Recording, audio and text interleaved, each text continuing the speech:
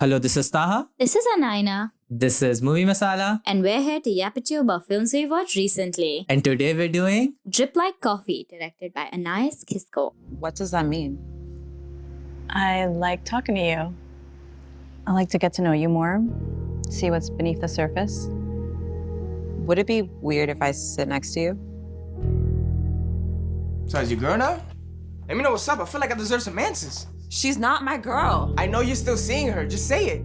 So, new film, actually from last year, technically, or whatever. I watched it at BFI Flare, which is the British Film Institute's annual LGBTQ plus film festival, and which is great, by the way. It's over now, but whenever you can, just watch the films they have in their program or, go to it. But yeah, I mean, I went in with the expectation of I was going to get to watch lesbians and coffee. And it was true. There were lesbians and there was coffee.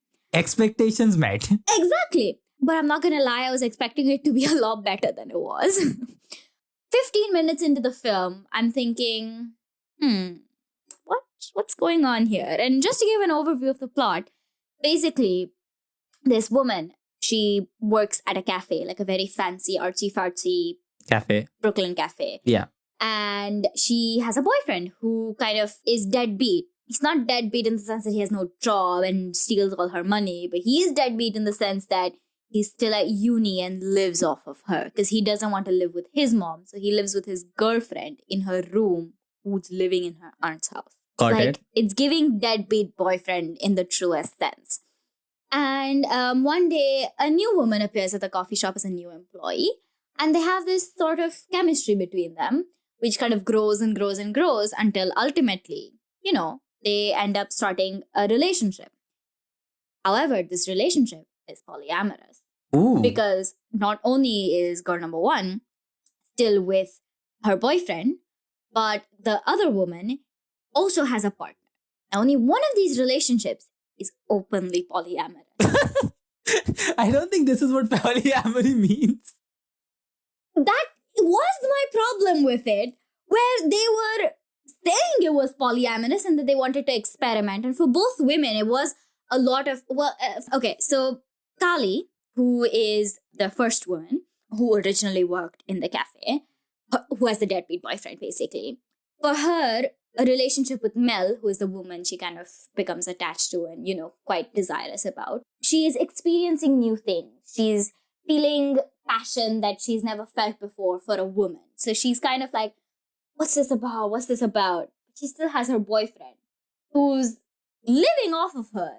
And she's basically kind of using him as protection against her deadbeat uncle. Okay. But yeah, whereas Mel has a partner who, she's open about, being in an open relationship with and polyamorous and whatever. But that doesn't seem to work either. And then Kali's boyfriend finds out that Kali and Mel are, having a thing. At their first kiss, like he bursts in on them during their first kiss and just goes off on this rampage. And then they never sort it out, like Kali and her boyfriend. Okay. They never sort out the thing. He just keeps going, so what, you're a lesbian now? So what, you like women now? Was it this woman? Was it this woman? And she keeps going, but you don't understand. And my thing is, I'll never stand up for a deadbeat boyfriend. But in a moment, I was like, but you didn't explain. So it's also, like, you are cheating on him. Exactly. You are cheating on him. And, I stand for gays' rights and wrongs. But You are cheating on him. You are cheating on him. So it's a bit like, they're very messy. And I don't have a problem with messiness. Yeah. We love messy gays. We love a messy lesbian. We love, messy people of color. From experience. Exactly. From experience. No one's perfect. Incredible. I just wish the messiness was a little better and more refined. Because the characters can be messy, but the story should not be. Exactly. So the story kind of, I feel like it has good roots. It just, the dialogue completely throws you off because you're sat there going, do people talk like this? Do I talk like this? I don't think I talk like this. Why are they talking like this? Is this a Brooklyn thing? Is this a lesbian thing? Is this a Brooklyn lesbian thing? Is this a coffee thing? There's so many questions in your mind about why you're watching this particular story and these particular characters do the things they do without really knowing why. Yeah, it feels unnatural, and the unnaturalness is never like really explained to you. in any Exactly. sense. It's like someone is trying to mimic how young people talk. Ah, And I don't know who this director is or what they do or what they teach. But it does sound very from a place of hello, you're young people. Hello, young people. And also you're thinking too much about what you're saying Got it. rather than saying it, but portraying it in a way that thoughts are just being said. You Fair. can clearly see the amount of like thought that goes into a single word. Uh-huh. And while that's, that's good in certain cases, in this particular one, it just felt very contrived. It feels overwritten. Exactly. It does feel overwritten. And at the same time, underwritten because nothing is ever fully explored. Uh-huh. And sure, I get it's trying to convey the, queerness is flux. Queerness is, about the flow about it, about the motion about it, It's about messy. staying in present, about being messy. And, as messy queers will tell you, we are messy for sure. But, when it's time to put our shit together, we pull our shit together. Yeah. So it didn't feel like it was ultimately doing justice. Like I would have liked to see it developed a little further because it definitely is a really good idea, especially because both the women, Kali and Mel, are Black.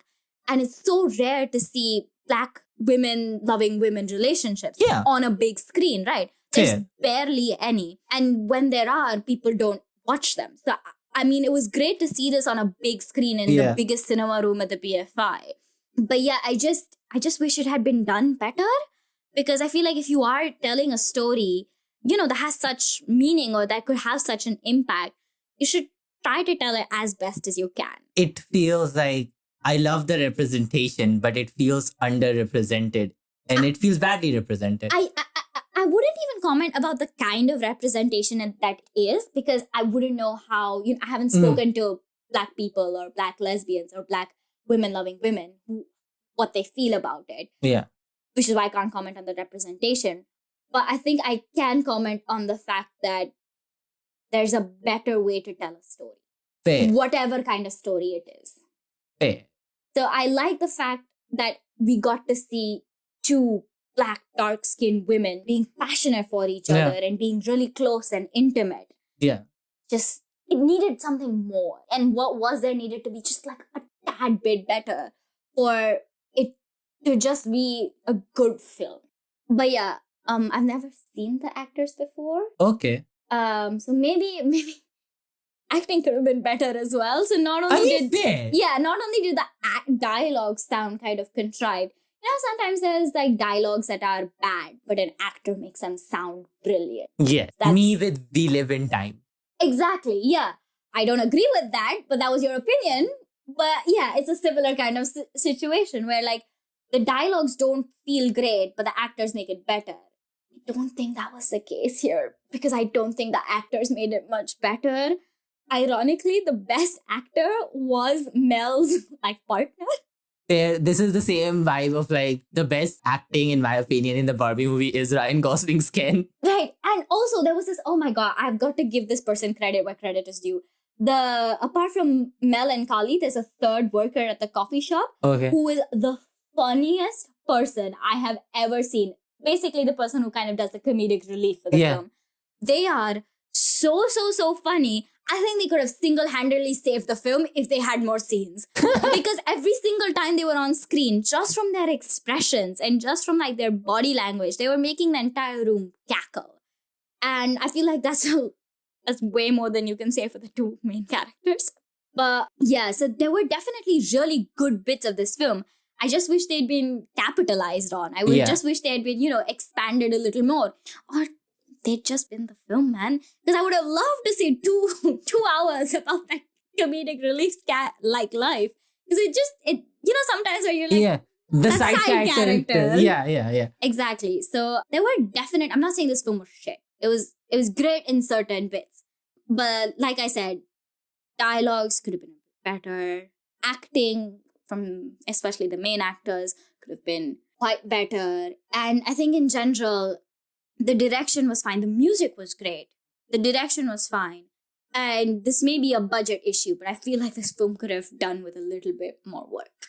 Otherwise, it was fun to watch, being in a room full of, 200 plus lesbians.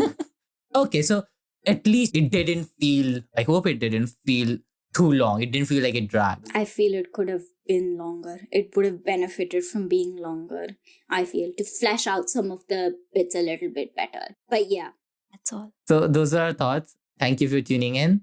This podcast is produced solely by us, musical assets from Pixabay. See you again next time. Bye-bye.